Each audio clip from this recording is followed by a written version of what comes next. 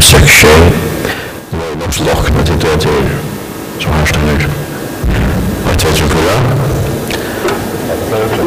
Jada?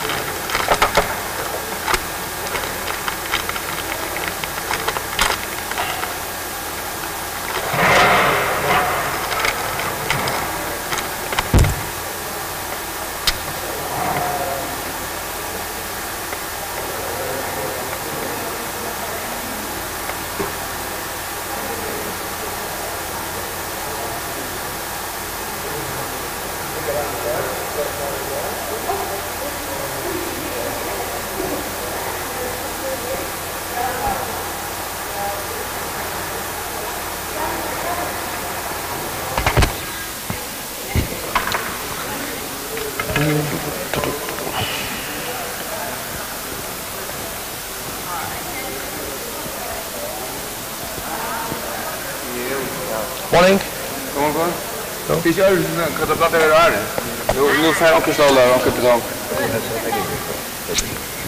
Nej, inte. Det är måste ju en så stor. Du måste vara klar.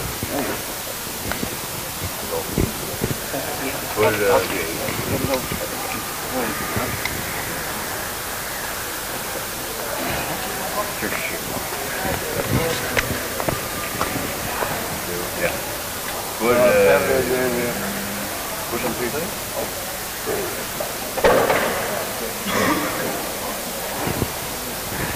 Hela den processen ska vara så. Men det är bra. Ja, och så en hand. Det kan ju vara spår där. Alltså det är en. Ja, det är det.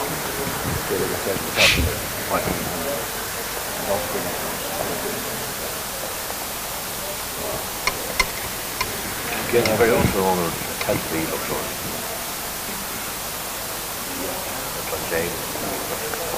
Ja.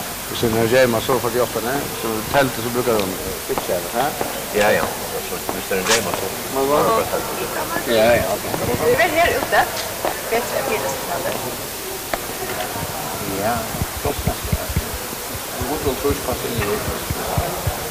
Och man är så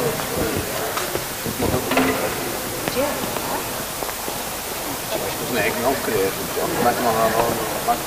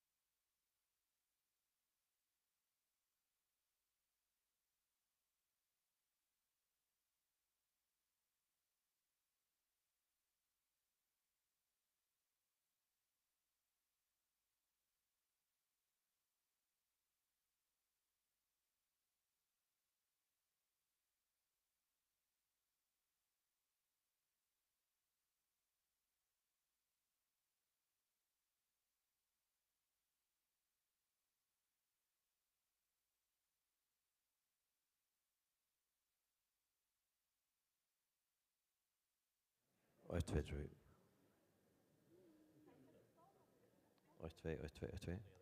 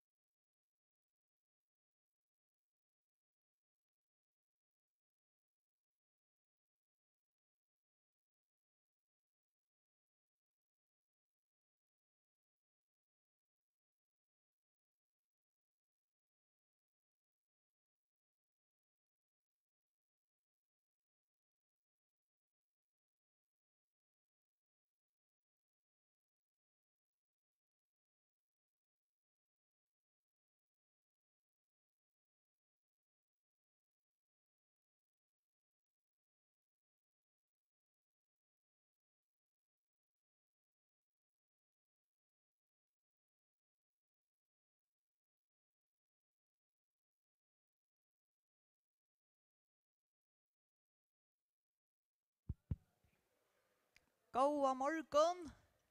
Deilt att sucha dykkon. Sind löja ver utan nämingar, men det gånger nok i 90 minutter. Dorste Petersen, som vi all kjenner, av name for tøyna. Og hon venter seg til skolan og sier til henne at her kommer noen spennende folk til førjar. Og spurte vi var AHA i at høyre disse folkene. Og det var vi sjølvande, og tog vi til her. Og Dorste for så at introdusere til her boer som kommer og ha hver sitt opplegg om morgen. Velkommen.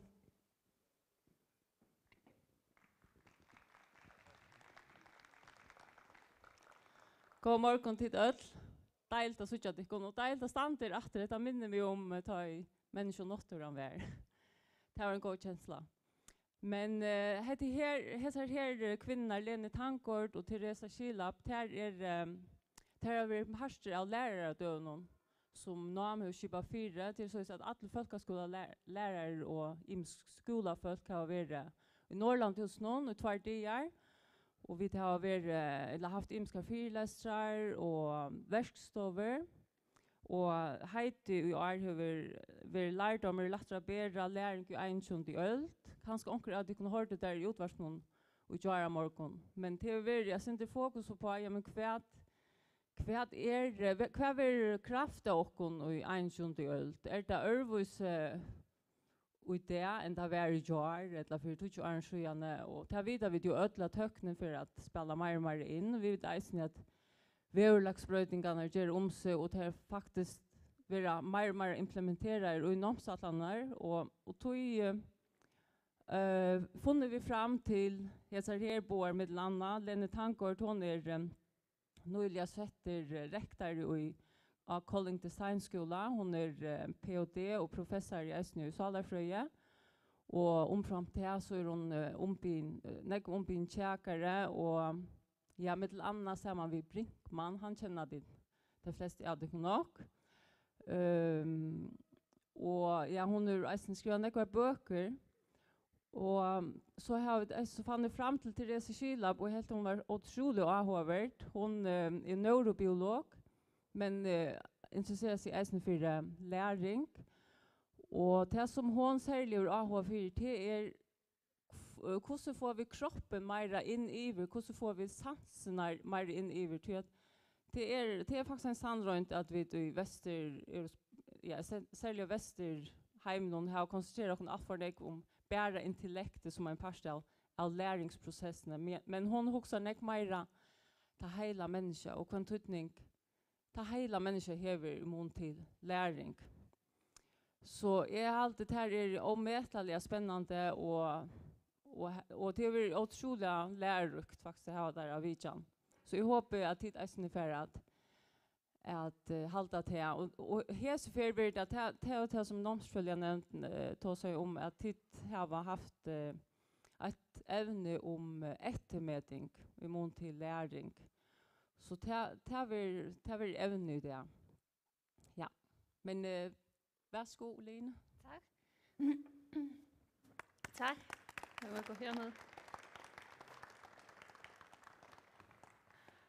Jamen, tak for invitationen. Det er dejligt at være på Færøerne. Jeg skal fortælle noget om evaluering og læring. Og i går talte jeg rigtig meget om kreativitet og i forgårs. Og der er en relation, fordi jeg vil slutte i dag med at tale om, hvordan vi så kan evaluere med henblik på kreativitet og innovation. Den er dejlig at have på den her.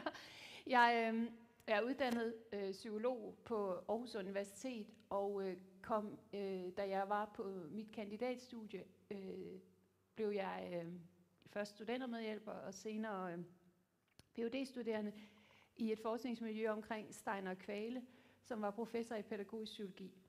Og Steiner Kvale han havde 2 interesser i sin forskning. Dels udviklede han på kvalitative metoder, og han har skrevet en bog om interview, som nogle af jer måske kender, som er, jeg tror, verdens mest læste bog om, hvordan man laver interview. Og så havde han en anden forskningsgren, som handlede om evaluering og mesterlære. Og det er ham, jeg har været i lære hos. Og det er den her oprindelige interesse for evaluering, der så på et tidspunkt fik mig til at interessere mig for kreativitet. Men jeg vil prøve at fortælle jer lidt om, hvad man i forskningen diskuterer omkring evaluering. Man må sige, at det er et højaktuelt tema, i hvert fald i Danmark. Vores forsknings- og uddannelsesminister har jo i gang sat sådan 2 vigtige projekter. Dels kigger man på karakterskalaen i Danmark i øjeblikket og diskuterer og kommer sandsynligvis til at revidere karakterskalaen, fordi man siger, at der er for store spring fra 4 til 7 og fra 7 til 10, og fordi at man mener, at den nuværende karakterskala er en fejl- og mangel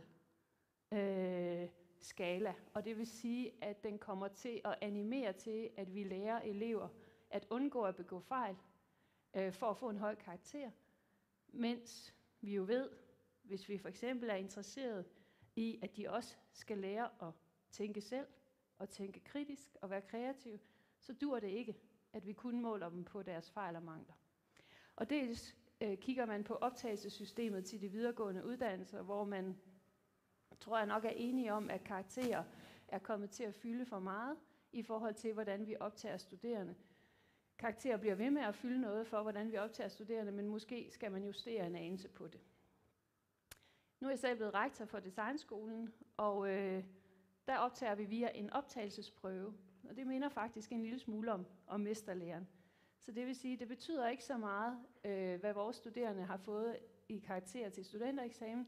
Det betyder mest af alt noget, hvad de kan i den 2-dages optagelsesprøve, hvor de sidder hos os og skal vise deres visuelle færdigheder, deres kunstneriske færdigheder, deres designmæssige kapaciteter. Så det er sådan, man kan sige, at jeg har bevæget mig tættere og tættere på mesterlæren, og nu står midt i den. Men, og jeg skal dirigere en, der skal skifte min yes, så du må meget gerne skifte til den første slide. David Bout, som er forfatter til den her tekst fra 2007, ham besøgte jeg faktisk, da jeg var adjunkt. Han var professor på University of Technology i Sydney, hvor jeg opholdt mig under min adjunktperiode. Og det gjorde jeg, fordi at jeg havde den her stærke interesse for evaluering. Han er en af de mest kendte evalueringsforskere, vi har i verden. Og en af hans pointer, det er, at når vi arbejder med uddannelse, så betyder evaluering mere end undervisning. Vi er tilbøjelige til at tænke rigtig meget i undervisning, men i virkeligheden er det den måde, vi bedømmer på, den måde, vi holder eksamen på, som er allermest afgørende for, hvad vi rent faktisk gør i klasseværelset. Hvad vi rent faktisk lægger vægt på og finder meningsfuldt i undervisningen. Så det er jo en væsentlig pointe. Hvis vi ikke laver evalueringssystemet om, så kan vi ikke undervise på en ny måde. Det er sådan set sådan, det er. Evalueringssystemet fastholder en given måde at undervise på, og man kan ikke ændre undervisningen uden også at forholde sig til, om man skal ændre måden, man evaluerer på. Et lille eksempel. I Aalborg, på Aalborg Universitet, hvor jeg også er professor, der har jeg haft et par kollegaer, I kender måske Søren Hansen og Rasmus Byrke, Christian Byrke. Og de har lavet noget, der hedder den kreative platform. Og de har også lavet et kursus på Aalborg Universitet, der hedder Creative Genius, som man kan vælge, hvis man gerne vil være et kreativt geni. Det er der nogle studerende, der har gjort. Noget af det, som de studerende har fortalt efterfølgende, det er, at det var da et udmærket kursus, hvor man lærte at bruge sin kreativitet og tænke vildt og uhæmmet, men man blev stadig vurderet på nøjagtigt den samme måde som i alle de andre kurser. Og det vil sige, at det i virkeligheden, hvis vi skal være lidt frække, så er det et stort svigt over for de studerende. Fordi at underviserne fortalte dem med den ene hånd, at I må gerne være kreative og innovative, og med den anden hånd, så vurderede de dem præcis som de altid har gjort, nemlig på hvor gode de var til at reproducere den viden, som underviseren synes var den rigtige viden. Så vi ender meget hurtigt i et skisma her, hvis vi tænker, at vi med den ene hånd kan ændre på undervisning, og så med den anden hånd kan lade evalueringssystemet stå uforandret. Det kan vi ikke. Vent lige et øjeblik. Det går langsomt for mig her. Og David Bout har sådan en anden vigtig pointe, og det han siger, det er, og det er 2 distinktioner, som er meget brugte i evalueringsforskningen, det er, at han siger, at i uddannelsessystemet er vi tilbøjelige til at fokusere mest på det, man kan kalde den summative evaluering. Altså, hvad har eleven opnået? Hvor David Bout siger, hvis vi skal kigge på, hvordan vi fremmer læreprocesser, så skal vi i højere grad være opmærksomme på, hvad sker der både før, under og efter, at den studerende eleven har været igennem en proces. Så vi kan ikke nøjes med kun at kigge på, hvad der er opnået.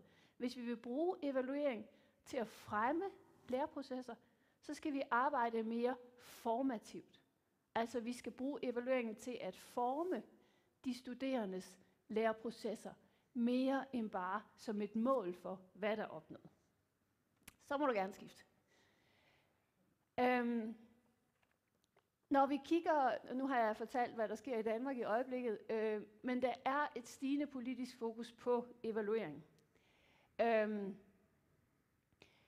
Man har den her diskussion, som vi virkelig har i Danmark i øjeblikket, hvor vi siger, jamen de her summative evalueringer, det kan være karaktergivning, det kan være standpunktsvurderinger uden tal, de fremmer, siger man, i høj grad sådan resultatorienterede målinger, kontrol og kvalitetssikring og tilfredshedsmålinger. Og det er jo, kan man sige, det er jo godt. Altså på mange måder er det godt at give karakterer. Det kan være godt at gøre status. Det kan være godt at teste, når det bruges pædagogisk meningsfuldt. Fordi nogle gange så skal man vide, hvor er mine studerende henne, hvor er mine elever henne, for at kunne hjælpe dem videre i processen. Vi evaluerer også i det hele taget i det offentlige, altså puljemidler kender I sikkert til. Hvis man vil lave noget ekstraordinært, så skal man søge puljer og midler og fonde. Og de her fonde, og det kan være en ministeriel enhed, der giver en penge, de giver jo ikke bare penge sådan, værsgo, gå bare i gang. Nej, de siger også, I skal evaluere, hvad I gør.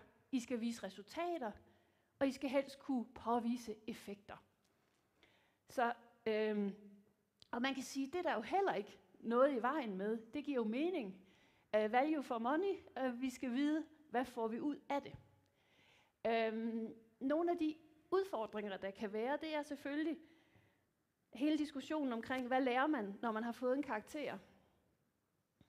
Ja, man lærer i hvert fald at få karakterer. Men det er jo ikke nødvendigvis et udtryk for, hvad man har lært. Eller hvis vi laver en tyk rapport og beskriver et projekt, vi har været i gang med, er der så nogen, der læser den rapport? Sjældent. Oftest så er det den, der selv har skrevet rapporten, der læser den, og 1 eller 2 andre, som skal vurdere, om vi så er tilfredse med det, der er opnået. Så det, der selvfølgelig bliver diskuteret, det er ren cost-benefit også. Giver det mening at bruge så mange ressourcer og så mange midler på evaluering i forhold til, hvad vi får ud af det? Jeg læste en undersøgelse på et tidspunkt skrevet af et uddannelsesudvalg i Danmark, hvor man konkluderede, at 50% af alle de ressourcer, vi bruger på uddannelse, bruger vi på evaluering og eksamen. Hele sensorordningen, som I kender, er ekstremt omkostningsfuld. Og det er jo en god diskussion, hvordan man bruger de midler, vi har, og om vi bruger dem fornuftigt, og om vi bruger, og det er måske der, hvor jeg har en særlig interesse, om vi bruger evaluering til at lære noget. Nu sad jeg på Designskolen i Kolding her i mandags og havde møde med Lego-fonden og en af vores professorer, fordi Lego-fonden de har givet os en masse penge på Designskolen, og det er vi meget glade for. Og så sad vi og kiggede på alle de mål, der er, og de evalueringer, der er. Og der var så en klassisk, I kender den, evaluering af et kursus, elevevaluering, studerende-evaluering. Og den evaluering, den var gået lidt ned. Så den var på vej nedad, og det skal man jo altid holde øje med. Og så sad jeg og lyttede, jeg er jo helt ny, så jeg kan stille alle de dumme spørgsmål. Så jeg sad bare og lyttede og kunne høre, at den evaluering, man laver, den er sådan lidt, for de studerende opleves det lidt som, nej, og vi skal tvinge dem med gulerødder til at rent faktisk at udfylde spørgeskemaerne. Kender I det? Hvis man vil have en høj svarprocent, så skal man gøre alt muligt for at motivere til, at de faktisk gider at sætte deres krydser. Og så er det overvejende, når man kigger efter, stadigvæk en tilfredshedsmåling. Altså, var de tilfredse med kurset eller ej? Men hvis man interesserer sig en lille smule for læreprocesser, så ved man godt, at tilfredshed ikke altid, det kan være det, men det er ikke altid lige med, at man har lært meget. Nogle af det kursus, som havde fået den laveste evaluering, det var det kursus, der hed Deep Research. Og det var fordi de studerende, der var faktisk 30% af dem, der var dumpet. Og de var faktisk ret utilfredse med det kursus. Og det kan handle om, at det kursus skal laves om. Det tror jeg sådan set også er rigtigt. Men det kan også godt handle om sværhedsgraden af det, hvad man har været igennem. Og så spurgte jeg så de her gode folk, har I nogensinde overvejet at tænke evaluering integreret i undervisningen? Altså, så det ikke bare ligger, når man er færdig, men så man tager den midtvejs, for eksempel. Eller man involverer de studerende i at forholde sig til, hvad er evaluering? Hvordan kan vi lære sammen? Hvordan kan vi sammen tage ansvar for, at vi får noget godt ud af det her kursus? Og så kiggede underviserne på mig, og oplevede det helt klart som et nyt krav, de skulle til at efterleve. Skal vi nu også til at forholde os velovervejet til evaluering? Er det ikke nok bare at sætte krydserne? Og det er nok min interesse, der gør, at nej, jeg tror faktisk, vi kan innovere på vores evalueringsformater, og sådan set få dem til at give noget meget mere meningsfuldt. Både for den, der underviser, og for de studerende, der går igennem kurset. Fordi hvis det bare bliver en tilfredshedsmåling, så er det ligesom alle mulige andre steder. Ligesom når jeg går ud af min lokale Netto-butik, så står der sådan en stander med rød lys, gul lys og grønt lys, og så kan jeg trykke, om jeg er tilfreds med min oplevelse gennem Netto. Kender I det? På apoteket har de også fået sådan en ind. Og så kan jeg trykke grønt, hvis jeg lige synes, at det var rart. Så en pointe er jo, at hvis uddannelsessystemet kommer til at ligne markedet alt for meget, så gør vi måske køb på vores opgave. Når man kigger på forskningen, så er der faktisk, og jeg har selv bidraget til den i min tidlige forskningskarriere, nogle relationer mellem læring og evaluering, som jeg har været inde på her. Jeg kommer tilbage til det. Der er også en diskussion omkring konsekvenser af forskellige evalueringspraksis. Og så er der Big, som er en af de store universitetspædagoger, hvis vi kan kalde ham det, som argumenterer for det, han kalder alignment, som jeg også lidt er i gang med, nemlig at vi skal sammentænke undervisning og evaluering rent didaktisk. Vi skal i højere grad sikre, at der er sammenhæng mellem det, vi underviser i, og den måde, vi evaluerer på. Og vi skal forstå, at den måde, vi evaluerer på, har konsekvenser for den måde, vi underviser på. Og det vil sige, at der er en tæt sammenhæng, som de studerende meget, meget hurtigt i øvrigt opdager. Jeg skrev det var sidste år, jeg skrev en bog, der hedder Lær af lyst, som var en bog, den danske højskolebevægelse har lavet sådan et 10-bindsværk, og er i gang med det, om højskolebevægelsen. Og der skrev jeg om de danske folkehøjskoler, som jo er karakteriseret ved at være en skoleform og en uddannelsesform, hvor der ikke er eksamen. Og hvor man kan sige, at man lærer af lyst. Man kommer der i hvert fald ikke for at få et eksamensbevis. Og det betyder selvfølgelig rigtig meget for den pædagogiske praksis på højskolen, at der lige præcis ikke er eksamen. Og jeg havde interviewet en række studerende elever på de danske højskoler og spurgt dem om, hvordan er det at gå på en skole, hvor man ikke får karakterer. Og nogle af dem, som vi kender, jamen det er faktisk meget frigørende, fordi nu kan jeg fordybe mig i noget, som jeg virkelig interesserer mig for. Og det var lidt en kamp i gymnasiet at kæmpe for at få karakterer, så jeg kunne komme videre. Nu er det mere lystorienteret. Men så var der også nogen, der sagde, hvad jeg synes er vigtigt, at det er jo ikke fordi, at der er et fravær af evaluering, når der ikke er karakterer. Fordi der er stadigvæk på en højskole, selvom der ikke er eksamen, så er der stadigvæk gode elever og mindre gode elever. Der er stadig kriterier. Der er stadig standarder. Der kan faktisk være meget høje standarder for, hvad det vil sige at leve op til at være en rigtig højskoleelev og være dygtig inden for fagene. Så selvom vi fjerner karakterer, så fjerner vi jo ikke evalueringspraksiser. Og de kan sådan set blive mere uigennemskuelige og skulle forholde sig til som elev. Fordi karaktererne alt andet lige, uretfærdige som de kan være, ikke særligt gode indikatorer på læreprocessen, så er de stadigvæk sådan relativt til at gå til, og ikke noget, der sådan behøver ikke at ramme ind i mig. Det er stadig et tal, der ligger derude. Så alle evalueringspraksiser har konsekvenser, både når man giver karakter, men selvfølgelig også, når man ikke giver karakter, og når der ikke er eksamen. Og det er ikke sådan, at når der ikke er eksamen, så er det ren lyst, og når der er karaktereksamen, så er det ondskaben selv. Det er meget mere komplekst, når man begynder at interessere sig for det. Ja, skift bare. Men noget af det, som jeg synes er spændende at diskutere, det er jo de her spørgsmål. Altså, hvor meget tid bruger vi på at administrere eksamen, og hvor meget tid bruger vi egentlig på at fremme vores elevers læreprocesser?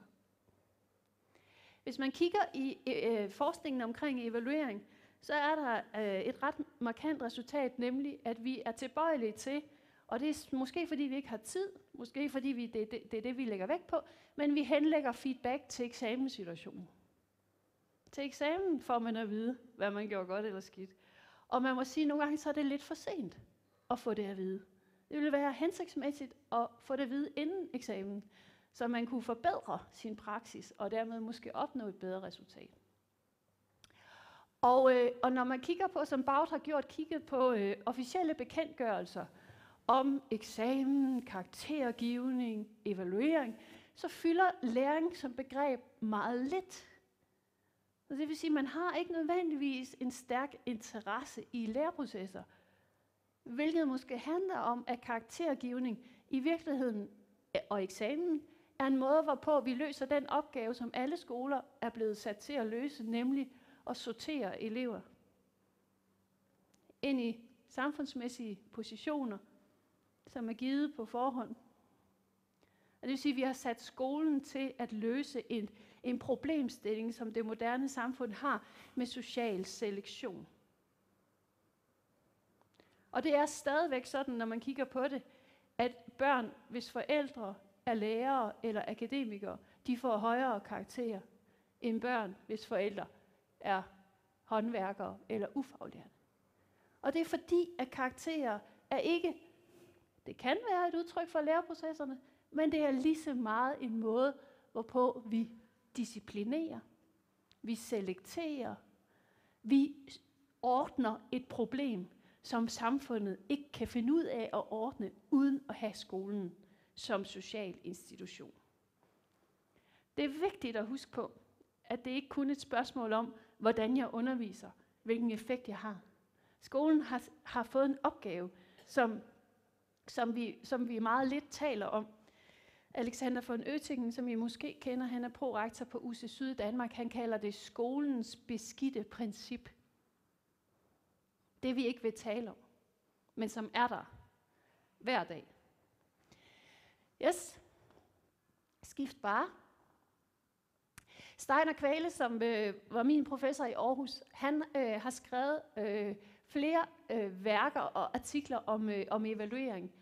Han skriver her i 2007 i en tekst, hvor han sammenligner evaluering i skolen og evaluering uden for skolen. Der siger han, at traditionelt så har der været et lille fokus på evalueringsbetydning for læring i uddannelsessystemet, mens man har kendt til evaluering i mesterlæren i århundreder. Steiner han lavede sin doktorafhandling i 1972 i Heidelberg i Tyskland. Den hed Prüfung und Herrschaft. Og det var en doktorafhandling, som handlede om karakterers betydning for elevers læreprocesser i gymnasieskolen. Og Steiner skrev senere i 1980 en bog på dansk på Munksgaard, der hedder Kampen om karakterer i gymnasieskolen. Og det var en nøje tilrettelagt empirisk undersøgelse med interviews med elever og lærere og med spørgeskemaundersøgelser og med en klassisk positivistisk design med member check og alt muligt, og Steiner endte med at konkludere, at karakterer de socialiserer til lønarbejde. Når man får karakterer, så lærer man at gå på arbejde for at få løn. Det er sådan set det, man lærer. Man lærer, at man får noget ud af at gøre en indsats. Og det er så karakterer, man får med sig. Der er en elev på et dansk gymnasium, der beskriver, hvordan karaktergivning, og det er jo ikke uvæsentligt, det her er i 1980, fordi jeg tror i 1979 indfører man adgangsbegrænsning til de danske universiteter, som får stor og har stor betydning for, hvad I kan gøre i jeres praksis. Altså gymnasieskolen er enormt påvirket af optagelsessystemet. Og det betyder, at der opstår, den her elev, han beskriver, hvordan man skal have rundsave på albuerne, beskriver han. Fordi det er en kamp om opmærksomhed, det er en kamp om at få de rigtige karakterer. Så vores elever lærer meget, meget hurtigt at opføre sig på den måde, som vores system er tilrettelagt til. Og de beskriver også, hvordan de oplever, at karaktergivning jo ikke nødvendigvis altid er retfærdig, men at lærerne også bruger karaktergivning til at disciplinere adfærd i dagligdagen. Altså det er det sanktionsredskab, man har. Og Steiner, han, efter han har lavet de her ting, så begynder han at interessere sig for, når nu vi ved, at karakterer ikke nødvendigvis er et mål for læring, men måske er en disciplineringspraksis, hvordan gør man så uden for skolen? Og så begynder han at interessere sig for mesterlærer, og især for svendeprøven, som jo er et sted, hvor man viser sine færdigheder, og hvor sensorerne, det er skuemestre, altså ude fra erhvervet, som kommer ind på skolen, og som sammen med lærerne vurderer de unge lærlinges færdigheder og kundskaber, indsigter. Og Steiner beskriver, hvordan der jo er massevis af disciplinering i mesterlæren. Altså forskel på ret og vrang. Man ved godt, hvad der er rigtigt og hvad der er forkert, men der bliver ikke givet karakterer. Og det vil sige, at man altså disciplinerer på en anden måde. Og den måde, man disciplinerer på i mesterlæren, det er jo gennem konsekvensevaluering for eksempel. Altså hvis dejen ikke er hævet, så kan man ikke bage et brød, og så kan man ikke sælge noget til kunderne. Og så kommer kunderne ikke. Og så ved man, at man bliver nødt til at oppe sig og tage sig sammen. Og når vi kigger ind i skolen, så er det langt sværere, fordi at der er ikke en kunde, der står og venter på et produkt. Der er ikke en igangværende produktion, som man kan indlejre læreprocessen i. Det er mere abstrakt. Det er karaktererne eller eksamen, der betyder noget. Og Steiner, han siger så, jamen, i et videnssamfund med krav om livslang læring, jamen, så har vi jo egentlig brug for, at evaluering fremmer læring. Altså vi har jo egentlig brug for, at de elever, I har, og de studerende, jeg har i Kolding, at de først og fremmest faktisk får lyst til mere uddannelse. Fordi man bliver ikke færdig i et videnssamfund. Der kommer nye teknologier, nye krav, man skal forholde sig til. Man skal først og fremmest måske i virkeligheden udvikle. Nogen siger, at vi skal lære eleverne at lære. Jeg er mere tilbøjelig til at sige, at vi skal faktisk give dem en virkelig ægte interesse i at faktisk lære. Fordi det er den, de kan tage med sig for alvor. Har de lært at fordybe sig, så kan de bruge det efterfølgende. Har de lært at tænke sig om, så kan de bruge det efterfølgende. Har de fået nogle konkrete færdigheder, så kan de bruge det efterfølgende. Det er en stor diskussion i Danmark. Der er nogen i Danmark, der mener, at man behøver ikke lære at sætte komma mere. Man behøver ikke at kunne stave. Man behøver ikke at kunne basal matematik, fordi der kommer nogle robotter og tager det hele med sig. Det tror jeg ikke en hat på. Jeg tror faktisk, det er godt at kunne noget og lære noget.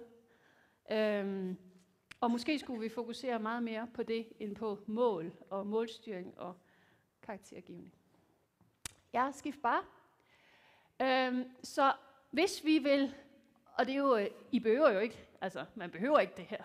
Man kan sådan set godt bare fortsætte med det, man plejer at gøre. Men hvis man nu har en interesse i at rent faktisk at arbejde med læringsfremmende evaluering, så er der en pointe i, mener jeg, at bevæge sig væk fra et ensidigt fokus på karakterer, kontrol, selektion, og til at kigge lidt mere på det, jeg kalder kontekstuelt forankrede vurderinger af personers kerne- og realkompetencer. Og der er nogle redskaber, man kan bruge til det, som I måske kender allerede, og måske allerede bruger. Men praksisevaluering, altså konsekvensevaluering, som jeg beskrev med mesterlæren, kunden kommer faktisk ikke, hvis ikke man leverer. Der er portfolio hedder det, en portfolio det er noget andet. En portfolio, som arbejder I med det? Nej, ikke helt. Men jo i virkeligheden en evalueringspraksis, som nærmer sig mesterlæren. Altså kunstnere har typisk en med sig rundt med deres væsentligste værker, som de viser frem for at overbevise gallerister eller kunstmuseer om, at de skal hænge på væggen frem for nogle andre. En portfolio, det er en mappe med ens væsentligste produktioner. Det er en mappe, hvis det er en underviser, kan det være en mappe med ens væsentligste overvejelser over ens egen undervisningspraksis. Og vurderinger af, hvor man måske skal udvikle den praksis for at komme videre osv. osv.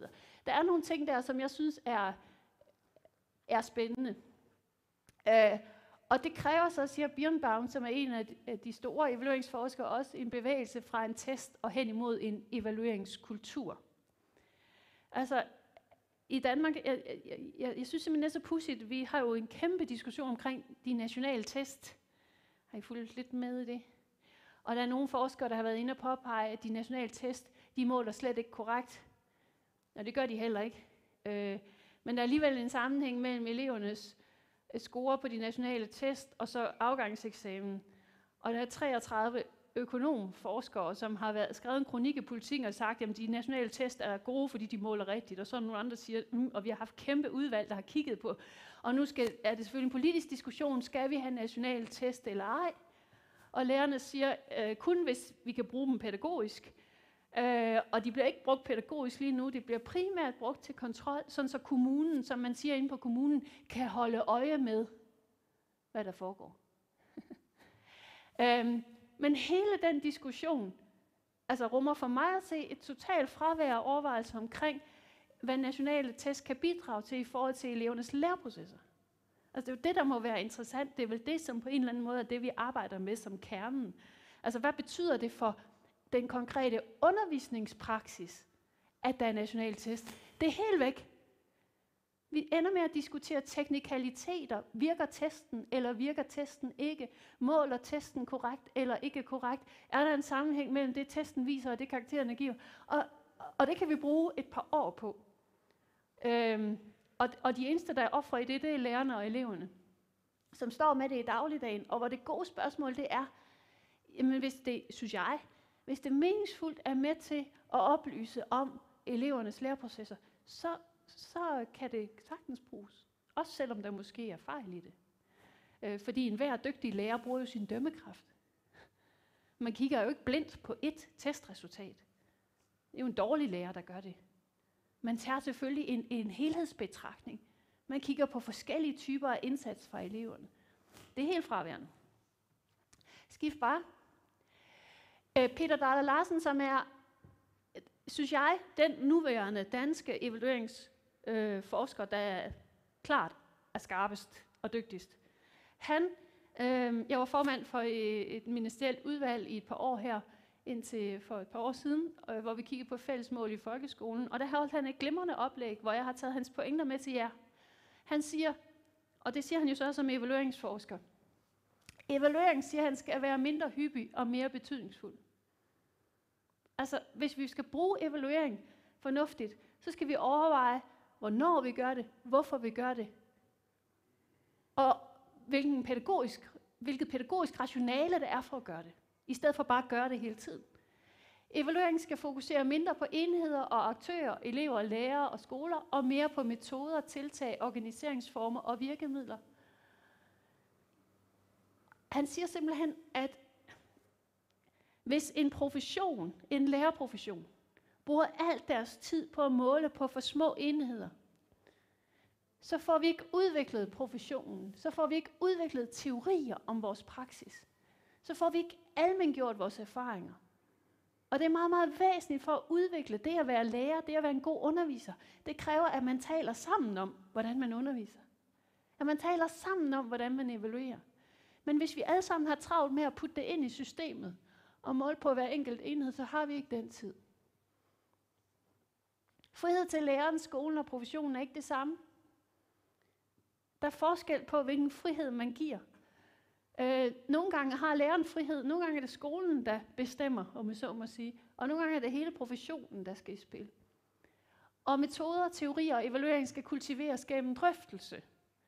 Teori er ikke kun noget, som forskere udvikler. Teori er almengørelse af erfaringer, som vi alle sammen kan udvikle sammen, hvis vi tager os tiden til at overveje, hvad vi gør. Og pædagogiske teorier, de skal spille, siger Peter Dahler, en langt større rolle i vores evalueringspraksis. Herunder i udpegning af relevante succeskriterier. Hvad måler vi på? Og hvorfor måler vi på lige præcis det? Og hvad er det pædagogiske rationale i, at det er lige præcis det her i faget, vi synes er væsentligt? Det er den interessante diskussion, når man arbejder med undervisning og uddannelse. Det bør være den interessante diskussion. Og så siger han, at eksperimentet som arbejdsform og som mentalitet skal have en renæssance. Altså, vi skal turde eksperimentere meget mere med vores undervisning. Vi skal turde eksperimentere meget mere med prøveformer, evalueringspraksiser. Fordi vi har i for høj grad, i hvert fald i Danmark, jeg ved ikke, hvordan det er her, men i Danmark har der været en tendens til, at eksperimenter, det har vi ligesom, altså i 70'erne var der masser af eksperimenter og forsøgsskoler i Danmark, men så blev det til, at det var forskerne, der skulle lave eksperimenter. Og så skulle underviserne bare gøre det, forskerne sagde var rigtigt. Og så får man en ekstrem passiv profession. Og problemet med mange teorier udviklet af forskere, det er, at de kan jo ikke anvendes. Og det mener jeg er positivt. Fordi de er ikke udviklet med henblik på at blive anvendt nødvendigvis.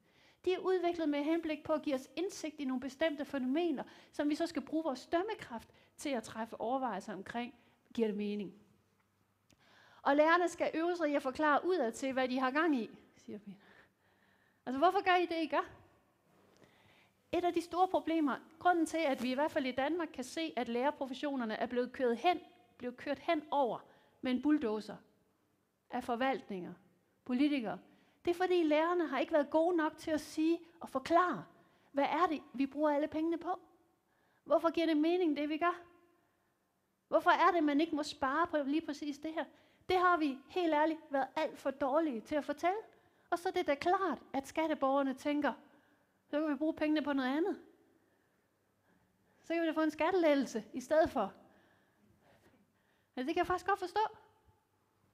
Fordi den autoritet, der var knyttet til lærergerningen, den er der ikke mere. Altså, det er en autoritet, man skal oparbejde i dag. Og det er selvfølgelig kæmpe arbejde i sig selv, men vi skal øve os i det. Så vi har altså de her formative og summative evalueringsformer. Og man kan sige, at den formative evaluering, den er proaktiv, mens den summative evaluering, det er en mere retroaktiv evaluering. Og nu vil jeg gøre det, at jeg vil bruge det sidste tid på lige at sige, det bliver meget langhåret nu. Altså ikke, at det ikke har været det indtil videre. Men nu bliver det sådan lidt spekulativt, og det håber jeg, I er med på. Men det er den her interesse, jeg har i det kreative, som lige fører mig derhen, hvor jeg går hen nu. Så skift bare. Det er bare lige, hvad vi ved, der virker gennem 100 års indlæringspsykologi. Den kunne I lige så godt få med. Virksomme evidens... Nej, stop lige. det er en skrækkelig oplevelse, ikke selv at styre. Virksomme evidensbaserede principper. Feedback. Jo tydeligere, jo bedre.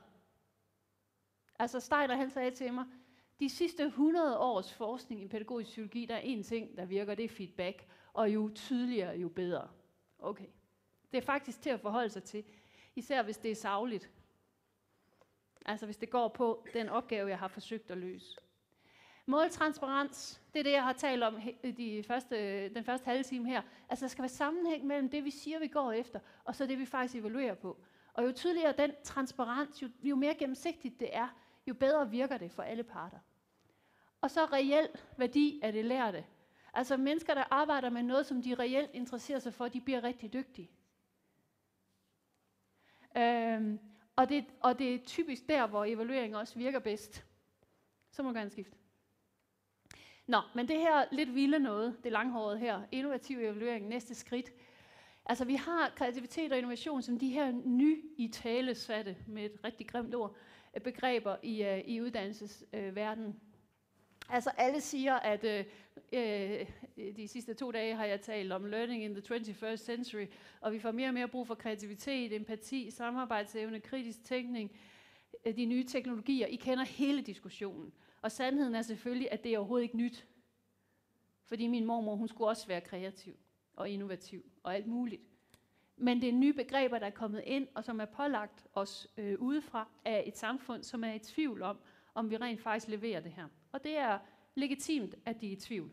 Fordi hvis vi kigger på den opgave, som man har givet skolen, så er det først og fremmest social selektion. Så nej, det er faktisk ikke sikkert, at vi for alvor gør vores studerende kreative og innovative. Rane Willerslev, direktør for Nationalmuseet, har I fulgt lidt med i den debat. Hans bog, der hedder Tænk vildt. Han var jo professor på antropologi i Aarhus, og er nu blevet direktør for Nationalmuseet i Danmark. Og han har skrevet en lang bog om, hvordan han forlod universitetet, fordi han var ked af, at han var blevet sat til at administrere et nulfejlsparadigme, som han kalder det. Altså, hvor man målte på fejl og mangler, og hvor han sagde, at hele videnskabens rationale handler om at eksperimentere, det handler om at tænke vildt, det handler om at ture noget, det handler om at være innovativ. Nå, så hvis vi vil have alt det der nye, så må vi jo måle på det. Det kunne være sådan en tankegang.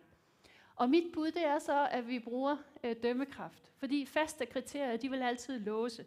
Altså hvis jeg får en studerende ind til eksamen, og jeg sidder med mine faste mål og mine forestillinger om, hvordan verden hænger sammen, og så kommer en studerende ind, der begynder at sige noget fuldstændig crazy, så er det enten fordi det er fuldstændig crazy, eller også er det fordi det faktisk er fuldstændig nyt, og jeg ikke forstår det endnu. Og jeg bliver nødt til som eksaminator og som censor at bruge min dømmekraft i den situation. Og der vil være stor risiko for, at jeg tager fejl. Nemlig, at jeg faktisk giver en meget lav karakter til det, som jeg ikke kan forstå. Fordi det ikke svarer til de mål og kriterier, jeg har. Altså den gode gamle historie om, at der er i gamle dage, der var ikke langt fra 0 til 13. Altså den vej rundt. Den der vurdering af, skal vi dumpe det her, eller er det rent faktisk genialt? Hver gang jeg læser Lars Henrik Schmidt, tidligere rektor på DBU, så tænker jeg, skal jeg dumpe det her, eller er det rent faktisk originalt? Har I læst ham?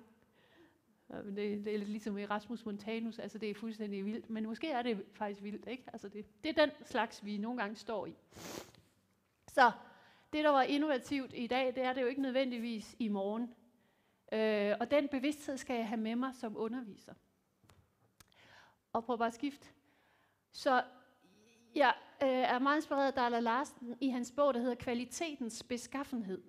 Der taler han om det, han kalder antikriteologi. Og det handler om, at evaluering og vurdering må foregå på basis af den dømmekraft, der er udviklet inden for givende praksisfelter af fælles egne aktører. Nu har der lige været Michelin-tildeling af stjerner. Jeg kan forstå, at I har fået en grøn stjerne mere. Og man kan sige, at de madanmeldere, der sidder for Michelin-guiden, de sidder jo ikke med faste mål. De bruger jo deres fornemmelse for smag, deres kæmpe kendskab til branchen, til feltet. De har været så mange steder at spise og smage og være kunder, så de ved, hvad der er forskel på ret og vrang.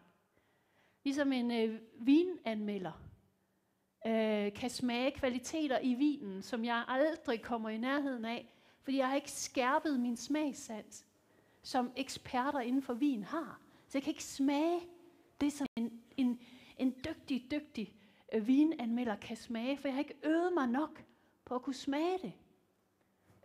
Og jeg har ikke den kæmpe kapacitet, der gør, at jeg kan bevæge mig ud over mine kriterier, og faktisk finde det der nye noget, som man kun kan finde, når man virkelig ved, hvad der er. Ja, skift bare. Så det er altså baseret på udøvelsen af mådehold, fortolkning og dømmekraft i konkrete praksiser. Og vi skal bruge Vattimo, en italiensk filosof, som arbejder med noget, han kalder svag tænkning. Den skal være overbevisende på en måde, der ikke foregiver at være gyldig fra et universelt synspunkt. Nogle gange må man jo skærpe sin dømmekraft sammen med andre. Og det er der, hvor det kan være godt at have en censor. Når man sidder med sig selv, så bliver man mere i tvivl, end hvis man lige har en, man lige kan drøfte med. Kender I ikke også det, hvis man, nu gør jeg det ikke så meget mere, men jeg har tit vurderet sådan skriftlige opgaver, og så hvis der er nogen, der har ligget på 0, altså dumpe, så har jeg nogle gange bedt en kollega om at læse med, for at være sikker på, at det her 0 altså er rigtigt. Fordi man bliver nødt til at skærpe sin dømmekraft sammen med andre. Og det er jo det, der gør, at der stadig er brug for undervisere i evalueringen, og man ikke bare kan sætte en robot til det. Fordi det vil jo koste mindre, kan man sige, hvis vi bare kunne sætte en robot til at læse det hele igennem. Fordi der er altid et element af dømmekraft, når vi vurderer inden for et område, hvor det er sagskundskab, der er på spil. Skift bare, nu skal jeg nok slutte lige om lidt. Så det er kun den erfarne, der kan se, hvad det nye er. Innovativ evaluering fordrer kundskab og know-how, og en naiv begejstring for det nye er ikke vejen frem. Og det er så mod til at revidere traditionen, der er central. Grunden til, at jeg skriver det her, det er, at jeg har skrevet en artikel, der hedder Innovativ evaluering, hvor alt det her står i. Måske er mine referencer også til sidst, det kan jeg ikke lige huske. Men grunden til, at jeg skriver det her, det er, at jeg var begyndt at læse artikler om innovativ evaluering, og der blev det så til, at det var en slags måde at være innovativ på, der skulle evalueres, og en måde at lave eksamen på, der fremmede kreativitet. Og det passer jo ikke. Altså fordi hvis det var sandt, altså det der er nyt i dag, det er gammelt i morgen. Så det duer jo ikke, når vi begynder at tænke kreativitet og innovation, og vi så tænker, så skal man gøre sådan her. Og så skal man måle på den her måde. Fordi så har vi jo mistet sansen for, hvad det hele drejer sig om.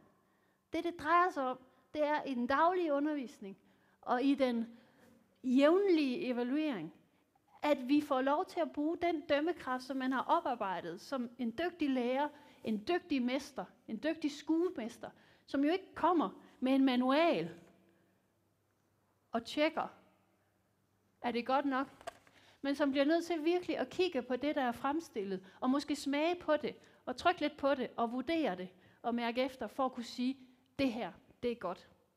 Og måske endda det her, det er faktisk kreativt. Og så selvfølgelig vide, at når jeg har sagt det, så kan det være, at jeg har taget fejl.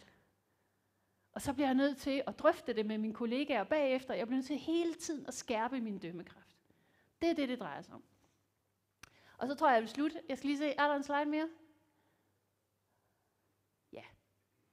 Så min grundpointe, det er, at evaluering, det skal tænkes som et redskab til at udvikle en praksis fremadrettet, frem for alene som en bogføring over fortidens gøren og lad. Ja. Det var det. Er der spørgsmål? Ja.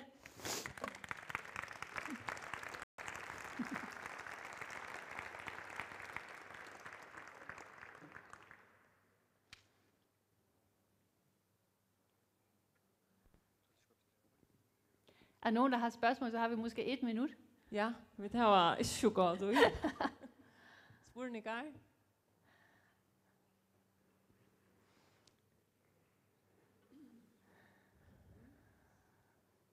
Ja, her.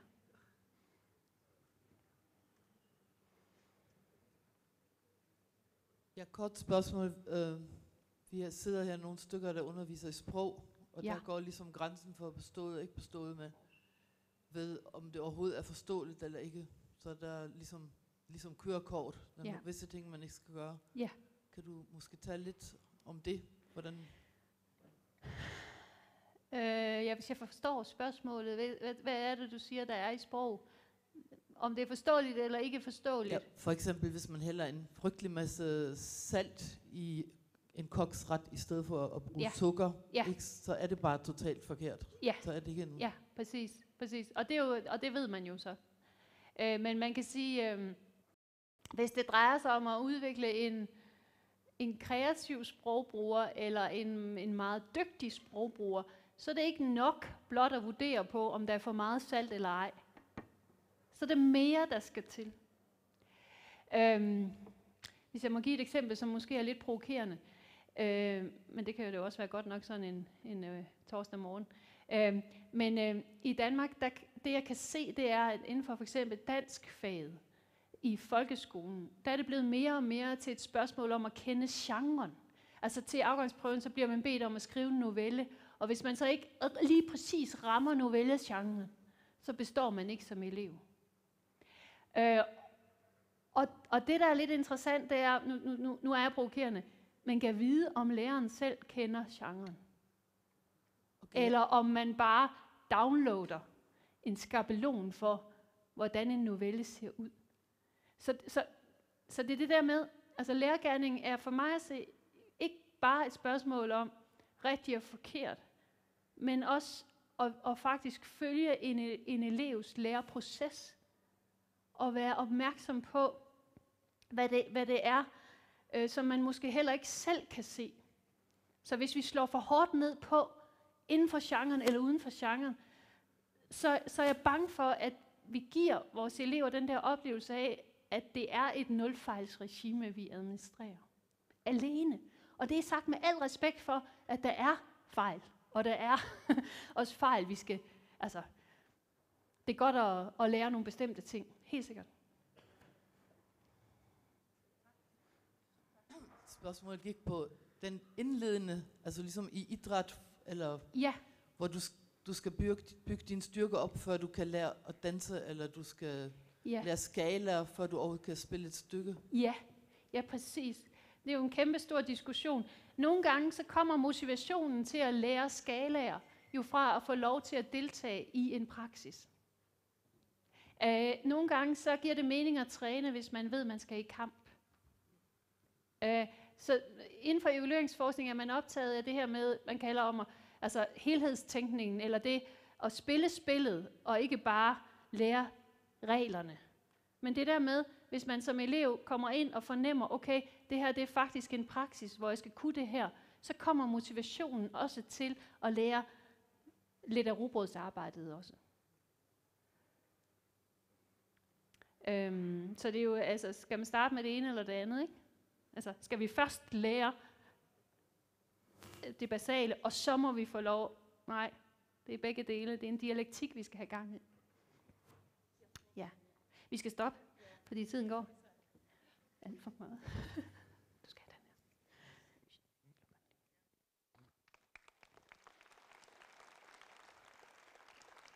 her. Ja, tak til Lene, og nu kommer Teresa Schilap.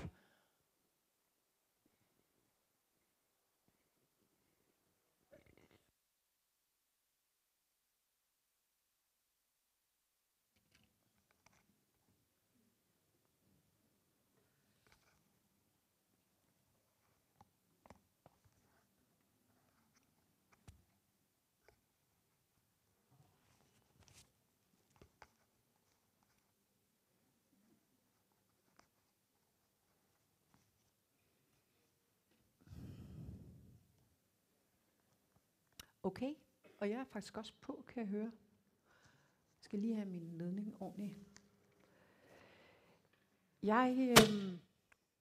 Jeg skal jo tale om kropslig læring, faktisk.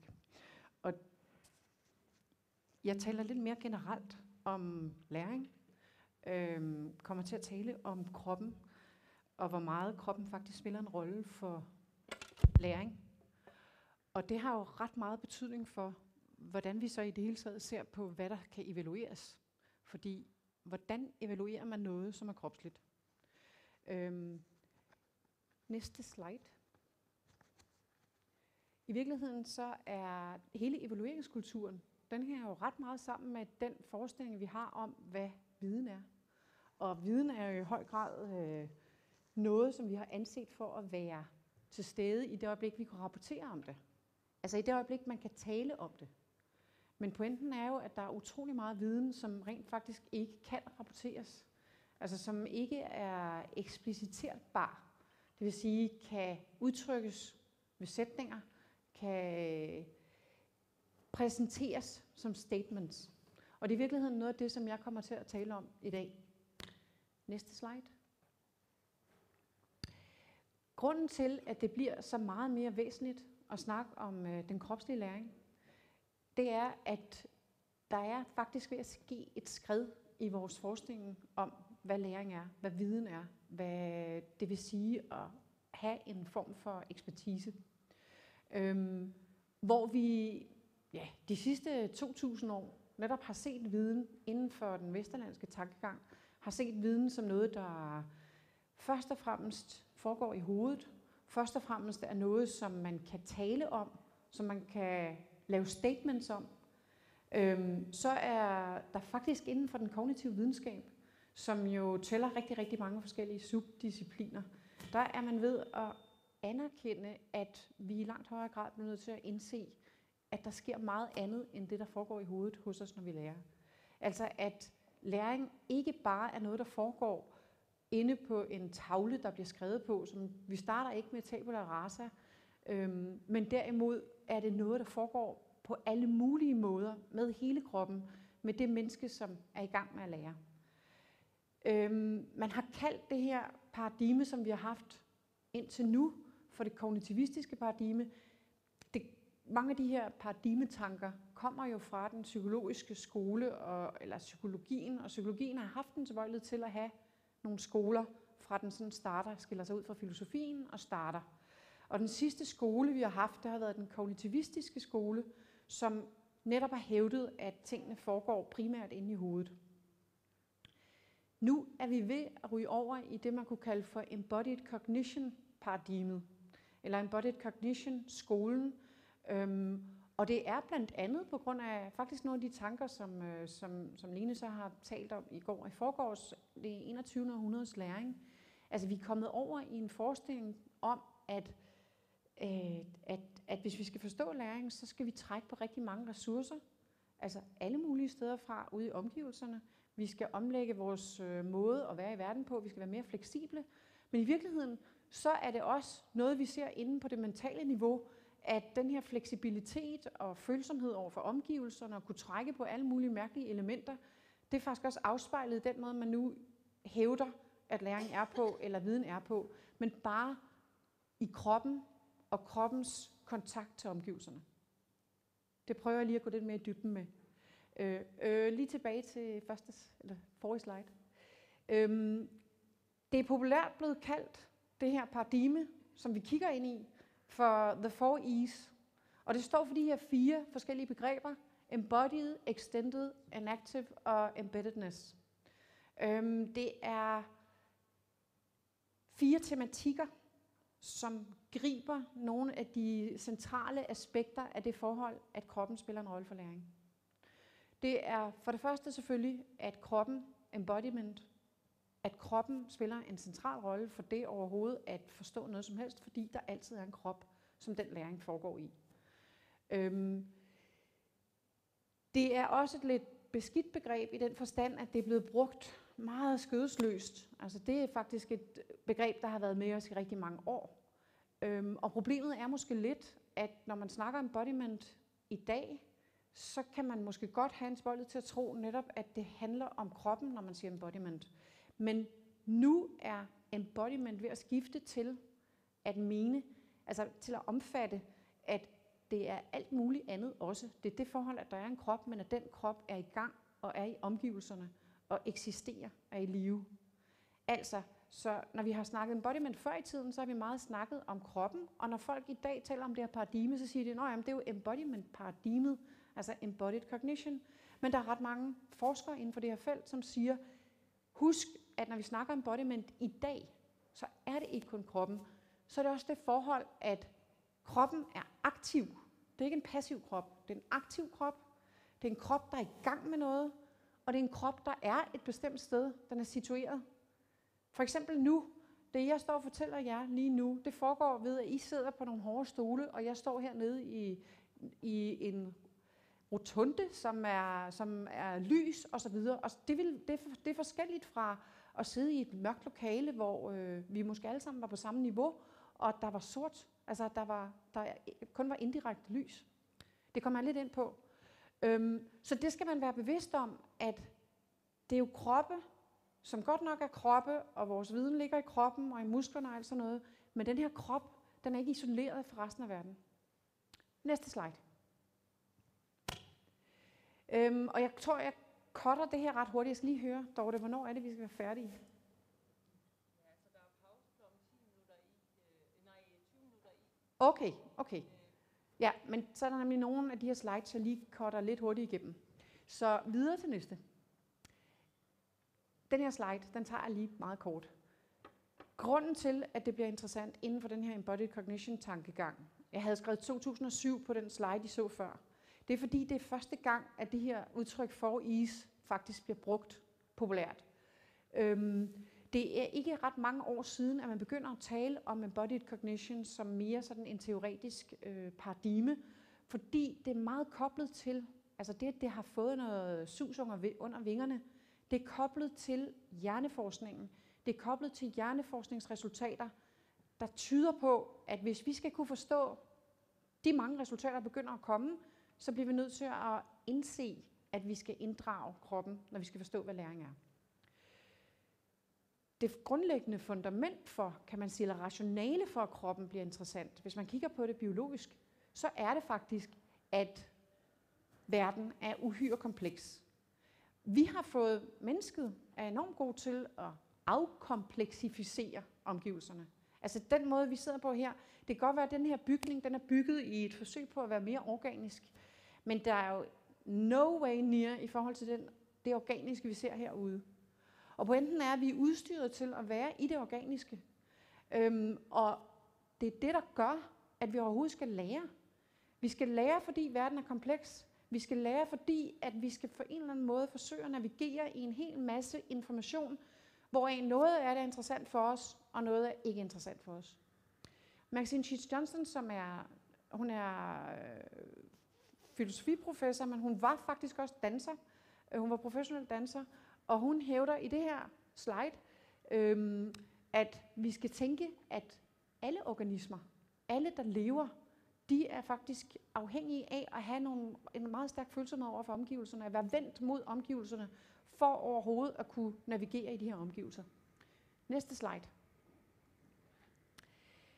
Jesper Hoffmeier, som er biosemiotiker, han siger, grunden til, at vi rent faktisk skal være følsomme over for omgivelserne, det er fordi, vi skal kunne forudsige omgivelserne.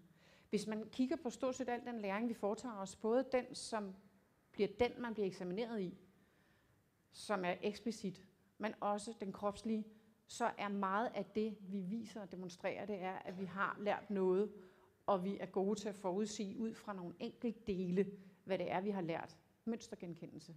Evne til, med baggrund i vores tidligere erfaringer, at forstå noget nyt, og trække det ind og gøre det til en ny erfaring, men egentlig bare på baggrund af, hvad vi forudsiger er tilfældet. Næste slide. Jeg selv er filosof, og er først og fremmest neurobiolog, og så er jeg blevet filosof. Og jeg har beskæftiget mig med tavsviden, altså forholdet mellem tavsviden og den eksplicite viden i stort set hele min forskerkarriere. Og det er lidt det, som jeg kommer til at tale om her i de næste par minutter. Jeg lavede en doktorafhandling i 2016, hvor jeg forsøger at give en beskrivelse af, at det, at vi er biologiske på et neuralt niveau, det vi er biologiske, det gør, at vi er meget afhængige af det konkrete. De næste par minutter taler jeg mere om det konkrete. Når vi abstraherer, så gør vi det i høj grad via sproget. Men for at det kan lade sig gøre, og det er interessant for folk, der underviser i gymnasiet, for at det kan lade sig gøre, at man kan abstrahere, så skal man faktisk have en masse konkrete oplevelser. Og man skal være meget god til at få koblet de her abstraktioner over i noget, som opleves konkret, fordi vi i udgangspunktet faktisk er afhængige af at forstå ting konkret. Det er det, som jeg har brugt tiden på tilbage til forrige slide. Det viser sig også, og det har med evaluering at gøre, at for at kunne tænke abstrakt, at agere abstrakt og få udkrystalliseret den her konkrete forståelse ind i en abstrakt kontekst, så man faktisk, fordi meget af det bliver sprogligt, så er man dybt afhængig af andre mennesker. Og man er jo først og fremmest dybt afhængig af en signifikant anden, som kan hjælpe en til at forstå sproget. Og til at få koblinger mellem de oplevelser, som ens læring næsten altid er bundet til, og så hvad sproget rent faktisk indikerer.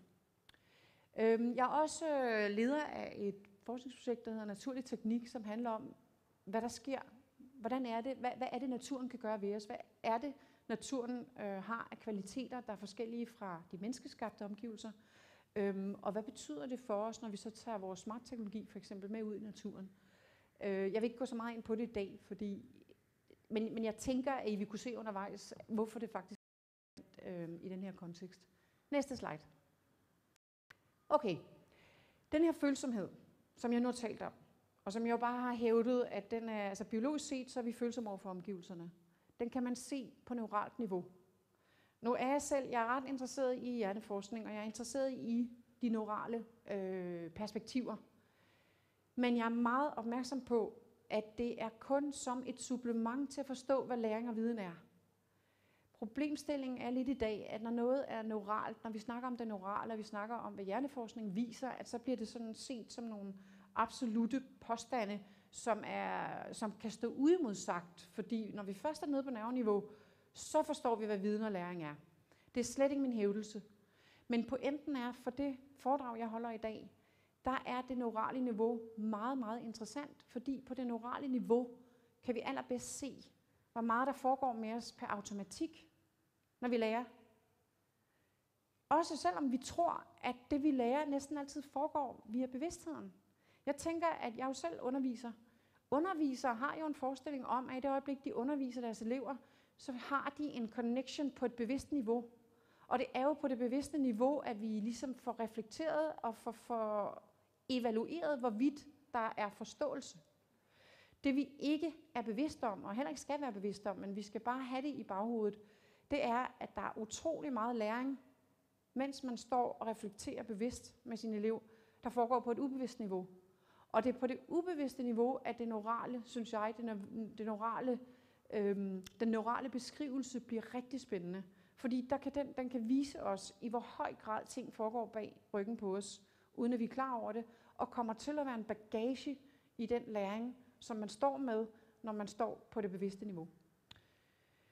Barzalou, som er en af de forskere, som spiller en kæmpe rolle inden for det her paradigme, han kommer med eksemplet med en cykel som en beskrivelse af, altså hvordan vi oplever en cykel, som en metafor for, hvordan vi altid lærer. Både når vi er børn, men også når vi er voksne. Vi lærer via oplevelser. Og der må jeg nok lige definere oplevelse. Oplevelse, det er simpelthen den tilstand, vi er i det øjeblik, vi lever og er bevidste. Alt, hvad der indgår i den oplevelse, er det, han mener med oplevelse. Og det kan jeg så følge ham i ved lige at give nogle komponenter og elementer i, hvad den oplevelse består af i næste par slide. Men vi bliver lige ved den her. Fordi han siger her, at når man ser en cykel, altså når man ser en genstand, så vil det være det er en begivenhed, det er et fænomen, det er hændelser. Når man er i en hændelse, så er man i gang med at opleve, og så vil der være detektorer i en, som bliver aktiveret. Og de der detektorer, det er nerveceller. Nogle nerveceller er, når man ser på en cykel, følsomme over for farven. Nogle nerveceller er følsomme over for konfigurationen af hele cyklen. Nogle er følsomme over for den måde, den står på, for eksempel. Så det er det visuelle aspekter. Nogle nerveceller er følsomme over for, hvordan situationen føles. Jeg står her, hvordan har jeg det samtidig med, at jeg kigger på den cykel? Nogle er følsomme over for, hvis far står ved siden af og smiler, eller er vred, fordi han er faldet, whatever. Alle de ting, de spiller en rolle for cykeloplevelsen. Det, der er interessant her, er, at i det øjeblik, nerveceller de bliver aktiveret samtidig. De her nerveceller, som jeg lige taler om her, det er jo dem, der er sensorisk følsomme over for bestemte elementer. Det er vi født med. Det er slet ikke noget, vi kan modulere. Vi er født med det. Det er også artsspecifikt i den forstand, at vi alle sammen deler den samme følsomhed. Man kan med tiden moderere det en lille bitte smule, men vi kan ikke lige pludselig gro infrarød sansning ud, for eksempel. Vi har nogle sanser, vi er betinget af de sanser. De her nerveceller er følsomme på samme måde, når de bliver udsat for nogle bestemte fænomener i verden. Altså kvaliteter. Vi kan ikke forklare, hvorfor. Okay, men der kommer modulerbarhed i det øjeblik, at nervecellerne, når de fyrer samtidig, begynder, altså fyre, det betyder, at de er aktive, begynder at være aktive med hinanden, i stedet for med nogle andre. Det er det, der ligger i udtrykket, som sådan er blevet et slogan inden for neurobiologien, at neuroner, der fire together, they wire together. Og pointen er, at i det øjeblik, at nerveceller begynder at arbejde med hinanden, så er de ved at etablere nogle nervenetværk, som svarer til læringen. Og det er derfor, jeg har taget det der sømbræt med, for at vise, at efterhånden, som man har set en cykel nogle gange, så vil der være cykelnervenetværk i en, som selvfølgelig ikke er totale repræsentationer af cykel. Det er ikke sådan, at man kan gå ind, og så kan man finde en cykel i hjernen, men man kan finde nerveceller, som delvist svarer til den aktivitet af nerver, der vil være, når man ser en cykel. Det er læring. Og det er også hukommelse. Når de nervenetværk, de begynder at være der, så er det, man har muligheden for at trække på dem, for at kunne forudsige, når man ser noget af et hjul for eksempel. Så er det hele det nervenetværk, der bliver aktivt, fordi at man så får via sig selv en hjælp til at prædiktere, at her er der en cykel. Okay, grunden til, at det er vigtigt, jeg vil godt lige tilbage til sliden, grunden til, at det er vigtigt, det er, det foregår automatisk, vi ved det ikke, de gør det, uden at vi er klar over det, samtidig så betyder det, at det, vi bliver udsat for, det er det, vi lærer. Altså, hvis man er i et samfund, hvor der er masser af cykler, så bliver man kyndig på cykler. Hvis man er i et samfund, hvor der er masser af stole, så bliver man kyndig på stole. Hvis man er i et samfund, hvor man løber på løbehjul, det vi begyndt på at gøre i Danmark faktisk, så bliver man kyndig på løbehjul. Derfor er mennesket konventionalist, derfor er vi kulturelle. Næste slide. Det gælder også for sproget, og nu begynder det at blive mere interessant måske, fordi det gælder også for sproget, at vi lærer sprog på samme måde. Næste slide. Næste slide. Påstanden er inden for det her paradigme, at i det øjeblik, at børn lærer sprog, så vil de have konkrete oplevelser. De her konkrete oplevelser af bananer for eksempel, som indebærer, at man kommer i kontakt via sine sanser med alt hvad en banan indebærer i starten. Altså følelsen, lugten, hele den oplevelse, der ligger i en bananoplevelse, bliver koblet til udtrykket banan, fordi voksne omsorgspersoner har en tilbøjelighed til, når de lærer børn sprog, og ligesom vil have dem til at engagere sig i sproget, så skal de også sige tingene. Så siger man banan, kan du sige banan? Ja, dejlig banan. Og så siger barnet banan. Samtidig med, at alle de her dele af oplevelsen er med. Og det er måske værd at pointere for jer, der er fremmedsprogslærere. Lige præcis den episode, eller den her måde at lære sprog på, den finder ikke sted, når man har overstået sit modersmål. Det er jo kun, hvis man flytter ud til et land, hvor man så skal opholde sig, og hvor man lærer sproget ved, at man indgår i sammenhængen. Men det er faktisk noget af det her, man mener er problemet ved andet sproget, eller ved første fremmedsprog, eller andet fremmedsprog osv. At alt det her, som jo giver mening til sproget, det her oplevelsen giver mening til sproget, det er der ikke, når man lærer sit fremmedsprog. Næste slide. Det, der er væsentligt at være opmærksom på, er, at vi starter med den konkrete oplevelse. Efterhånden, når vi har fået nok konkrete oplevelser, så kan vi begynde at bruge sproget, uden at den konkrete genstand, som vi taler om, er der. Næste slide. Hvor ved man det her fra? Man ved det fra mange hjerneforskningsundersøgelser, psykologiske undersøgelser, adfærdsundersøgelser, at folk rent faktisk ser ud til at forstå verden, det vil sige også lære om verden gennem oplevelser. Og selvom det her meget tit bliver koblet til de tidlige leveår, så ved man også godt, at det her det hænger sammen. Altså det her sker også for os, når vi bliver ældre.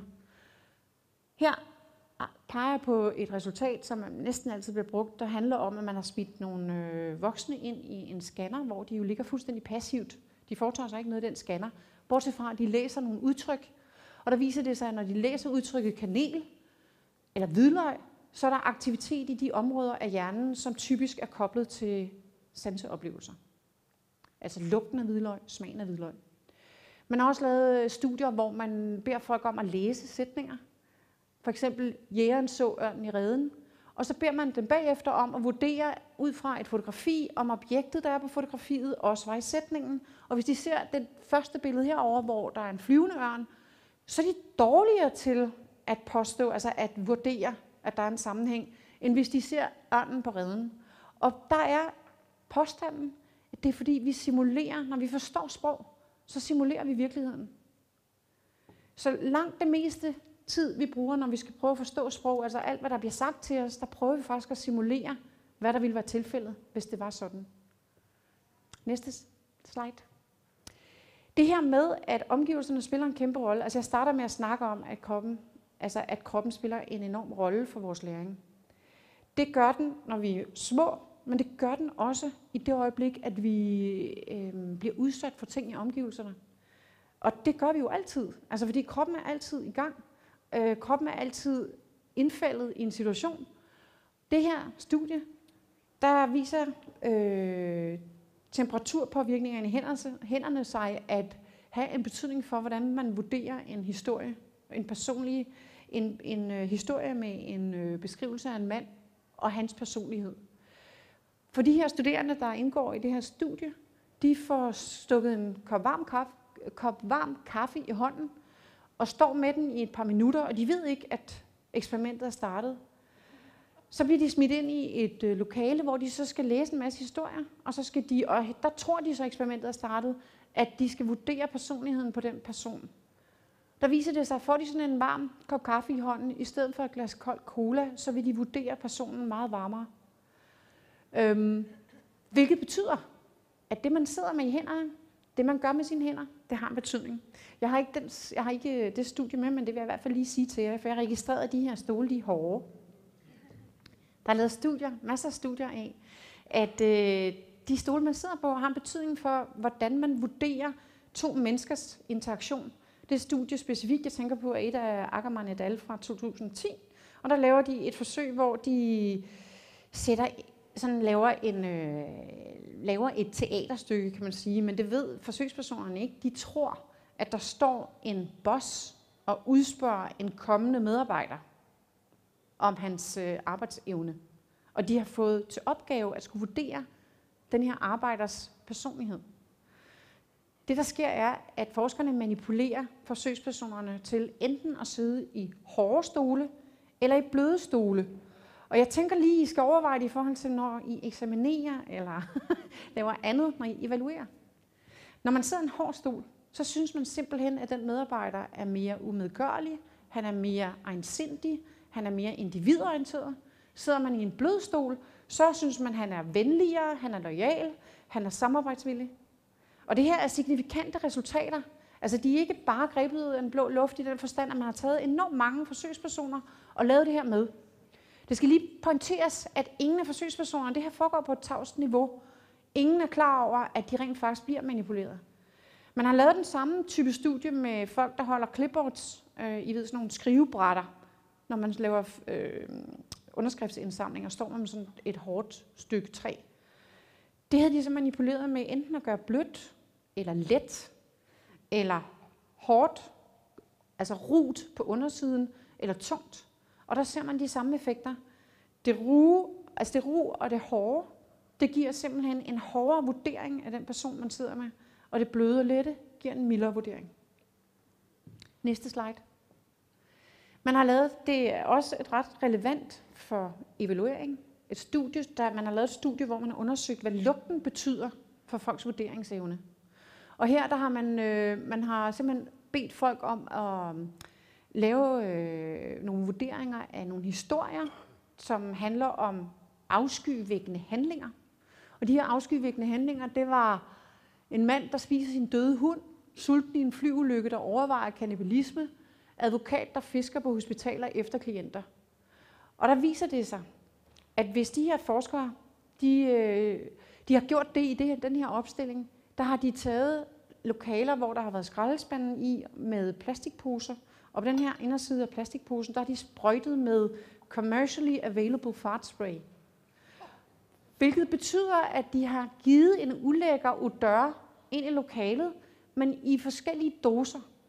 Og der viser det sig, at dem, der sad i de stærkeste doser, uden at de var bevidste om det, de bedømte simpelthen de her handlinger som mere afskyvækkende, end dem, der sad i lettere doser. Og forskerne lavede også en variation af det studie, hvor de beder folk om at sidde i mere eller mindre beskidte lokaler. Og jo mere beskidt der var, jo mere afskyvækkende synes man, de her handlinger var. Og det er jo lidt morsomt med de afskyvækkende handlinger, men man har faktisk lavet in real life nogle undersøgelser af israelske dommere og deres evne til at bedømme, eller give nogle, kan man sige, afsige nogle domme, som varierede, så det ud til, afhængig af, på hvilket tidspunkt på dagen de rent faktisk skulle lave dem. Det spiller også en rolle for evaluering. Næste slide. Den kan vi godt droppe. Det handler om musklerne, vores egne musklers betydning. Okay, det man kan sige, og som jeg synes er væsentligt, når vi snakker om, hvad læring er, det er, at hvis man følger den her embodied cognition-tankegang, så bliver vi nødt til at anerkende, at vi altid er i udveksling med omgivelserne. Altså det der med at gå ind og stille nogle spørgsmål til eleverne om noget, som finder sted inde i hovedet, og som ligger isoleret, det er no-go, efter embodied cognition er kommet ind. Vores sproglighed, vores bevidsthed og tanker bliver påvirket af nuet. Det bliver påvirket af de stimuli, som vi bliver udsat for.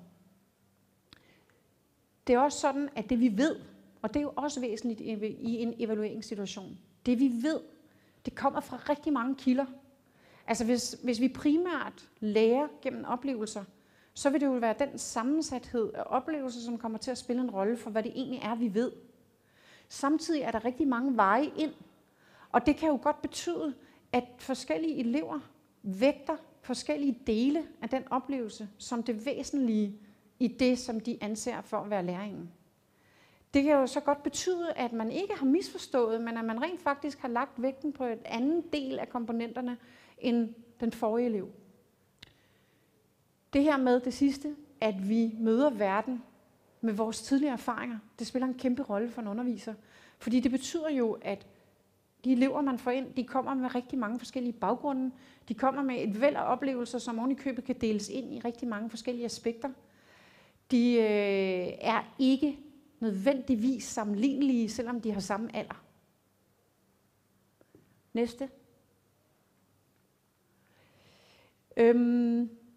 Det her slide, som vi ikke kan se ret meget af, det er egentlig bare en præcisering af, at nu har jeg ligesom fået hævdet, at vi er kropslige, og vi er i nuet, osv. Men pointen er, at det er vi jo ikke. Når vi kommer i den alder, som vi har nu, tilbage, tak, der den her psykolog, som jeg har her, i undskyld, jeg japper lidt. Jeg japper, fordi jeg er godt klar, at jeg skal nå til noget, det sidste, som er det, der rigtig handler om evaluering. Den her psykolog, hun siger, at vi altid er styret af 3 forskellige slags kilder. Altså, hun kalder det mentale nu. Og det mentale nu, det er lige nu, og det var det før, og det er også det, der kommer om et minut. Rent oralt kan man faktisk ikke snakke om noget nu. Man ved ikke, hvad et øjeblik er. Men det er ligegyldigt. Altså, vi kan jo godt analytisk tale om et nu. Og nuet er jo også oplevelsen, det er jo også læringsoplevelsen. Og der siger hun, der er 3 kilder. Der er kilderne, der kommer fra de eksterne omgivelser, altså de sanser, vi bruger til at være i kontakt med omgivelserne. Der er de sanser, vi bruger til at være i kontakt med os selv, det indre, som jeg så sprang lidt henover. Og så er der så vores fortid, altså vores tidligere erfaringer, som spiller en kæmpe rolle. Og jo ældre vi bliver, og jo længere op i uddannelsessystemet børn kommer, jo mere kræver man egentlig af dem, at de skal forholde sig til noget, som foregår væk fra nuet. Næste slide. Ja, og så er jeg på den, tror jeg. Ja, okay, den tror jeg bare, vi dropper. Næste slide. Nå, næste slide. Fordi den skulle jeg have brugt. Næste slide. Forestillingsbilleder. Det er lige præcis det, som jeg vil tale om. Meget af den læring, altså hele hævdelsen om, at kroppen ikke spiller en rolle for vores måde at være i verden på, forstå verden på, vores mentale liv, vores viden. I den hævdelse, der ligger der faktisk også, at det, der betyder noget, og det er tilbage til de gamle grækere, det, der betyder noget, det er jo den viden, vi har, og som vi kan tale om. Men den viden, vi har, og som vi kan tale om, den er jo typisk sproglig. Altså, når vi deler viden med andre mennesker, så kan vi godt gøre det i handlinger. Det er der ikke nogen tvivl om. Vi gør det også via vores kropssprog. Men vi har jo udviklet vores sprogevne, blandt andet fordi den er så ekstremt økonomisk og effektiv. Det er en meget, meget effektiv måde at dele viden på. Der går ufattelig meget tabt, når vi taler og når vi snakker, fordi det er meget, meget svært at få fat i. Altså viden kan ikke bare uproblematisk tages i én kontekst og være kropslig, og så pludselig transformeres over i en sproglig sammenhæng. Det er jo åbenlyst. Pointen er bare, at vi typisk også, når vi tænker sprog, så tænker vi også netop det bevidste. Altså sprog og bevidsthed hænger sammen. Og bevidstheden er det, vi har i vores forskningsbilleder. Det spiller en større og større rolle, jo ældre vi bliver. Og det er mere og mere den kvalitet ved os, som vi bliver bedt om at være gode til. Det her studie, det viser, at vores forskningsbilleder, vores evne til at forestille os ting, faktisk har en enorm indflydelse på, hvordan vi tænker om ting. Så det er ikke kun ydre omgivelser, det er ikke kun, hvordan vi sanser os selv, det er lige så meget de forestillingsbilleder, vi har. Og der skal man også lige være opmærksom på, at man kan jo have forkerte forestillingsbilleder. Og det kommer jeg ind på i de sidste par slides, som kommer lige om lidt. Det her studie, det er også psykologistuderende, som bliver bedt om at sidde og forestille sig, hvordan en professor ser ud, hvordan han agerer, og hans typiske livsstil. Hvor lang tid har jeg? Jeg skal afrunde nu? Okay, det her er et sindssygt interessant studie, det skal I lige kigge på, men det tager jeg så ikke nu. Sidste slide, næste sidste. Næste igen. Næste igen. Du skal bare scrolle igennem de her. Næste. Stop. Vi har 2 opmærksomhedssystemer. Det opmærksomhedssystem, som hænger sammen med forestillingsbillederne, det er at kunne koncentrere sig i sit hoved om forestillingsbilleder, der ikke har noget med omgivelserne at gøre. Det system, det kalder man for kontrolleret opmærksomhed, og det er det, som man primært bruger. Det er det, I skal bruge lige nu for at forstå, hvad jeg siger. Og det er også det, jeg selv skal bruge for at kunne huske, hvad det er, jeg skal sige. Det er det, eleverne skal bruge, når de bliver eksamineret, for eksempel. Det opmærksomhedssystem er ekstremt skrøbeligt. Det kan ikke holde til, det kan ikke have ret stor en kapacitet. Det vil sige, at man kan ikke fokusere på ret meget af gangen, og samtidig så bliver man også mentalt udmattet af det. Næste slide. Pointen er, at når vi bruger det her kontrollerede opmærksomhedssystem på noget, som er forskelligt fra det, vi bliver testet i, så kan vi faktisk ikke præstere så godt på det, vi bliver testet i. Og det sidste, I kan se hernede, det er en reference til Sean Beilock, som er embodied cognition forsker, og hun taler i en bog fra 2010 om det at choke. Og hun siger, at i virkeligheden er sådan noget som stereotyper, når man forstår sig selv som en stereotyp. Altså hvis man for eksempel opfatter sig selv som en kvinde, og man også ved, at generelt er kvinder dårlige til matematik. Hvis man går ind til en test, og man får at vide, nu skal vi lige teste dig på dine matematikevner, og vi ved jo godt, at kvinder er dårlige til matematik, så vil man som kvinde bruge sin kontrollerede opmærksomhed på at prøve at lade være med at være dårlig, og så kan man ikke løse opgaven. Og grunden til, at det faktisk er væsentligt, det er, hvis vi går hen til næste slide, det er, og næste igen, at stereotyper findes jo i alle mulige afskygninger. Det er jo ikke kun køn. Det er jo også sådan noget som dumme blondiner, det var så også køn. Det kunne være urolige drenge. I Danmark har vi utrolig meget om urolige drenge, som ikke kan noget som helst, fordi de bare er alt for urolige, så de kan koncentrere sig. Hvis man igennem sin skolekarriere, også på gymnasiet, for at vide, at man er urolig, eller ikke kan koncentrere sig, eller er lidt aparte, så bliver det til en stereotyp.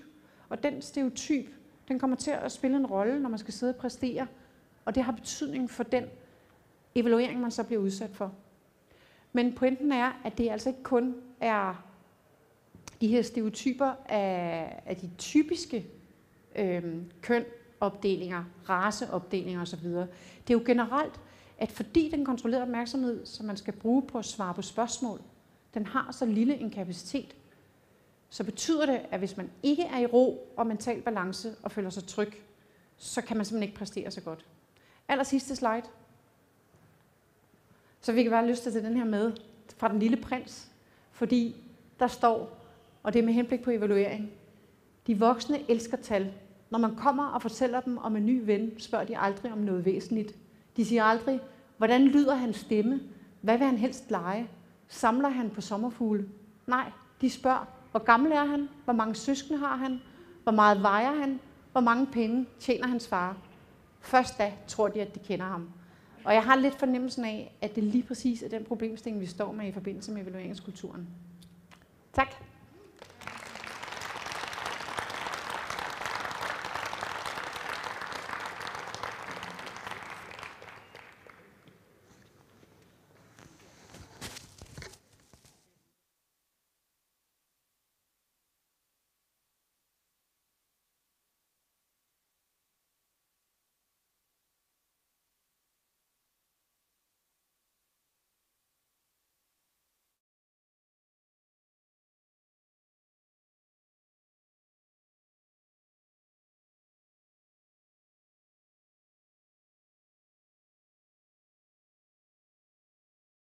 Lene og Teresa, det har været meget inspirerende, og helt sikkert noget, vi vil tage med os, når vi har vores pædagogiske dag den 4. marts.